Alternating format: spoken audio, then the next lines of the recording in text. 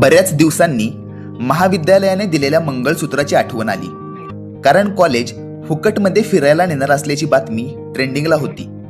अति महत्त्वाच्या सूचना ऐकत असताना 2 तासांच्या सहलीसाठी महिनाभराचे सामान घेऊन येताना वर्गमैत्रिणी दिसली. लेडीज फर्स्ट असं म्हणून MH16 CD 5913 या क्रमांकाच्या टाटा साहेबांच्या गाडीत बसलो. पूर्ण गाडीमध्ये आम्ही 8च मुले असल्याचा आनंद गगनात मावत नव्हता. प्रवास चालू झाला. त्याचबरोबर धूळ आणि वारा त्यांच्या त्यांच्या कामाला लागले.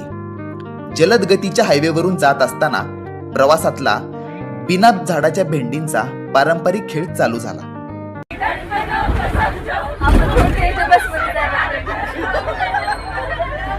धडकन सिनेमातील 8 मिनिटाचे गाणे 16 सेकंदामध्ये संपवून एवढ्या ओसाड माळरानात दूध डेअरी बांधली तरी कोणी, हा प्रश्न उपस्थित झाला.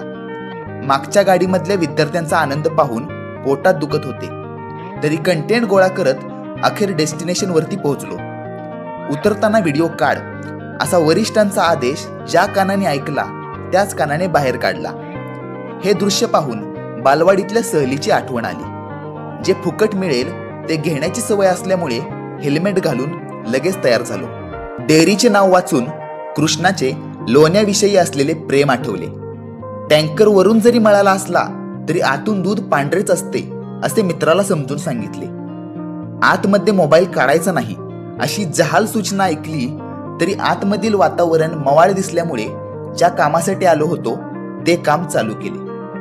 5 बाय 3 फुटाची पाश्चरायझेशन मशीन बघायला 60 बाय 2 किलोमीटरचा प्रवास झाल्याची खंत मनामध्ये राहू नये म्हणून सवंगड्याने 1ही रुपया न देता आलेल्या ट्रिपमध्ये पैसा वसूल करायचा असं ठरवलं.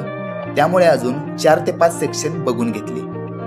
झाडाखाली तोंड पाडून बसलेल्या भावी डॉक्टरांच्या चेहऱ्यावर कोणत्या गोष्टीने आनंद पसरला ते पुढे पाहू.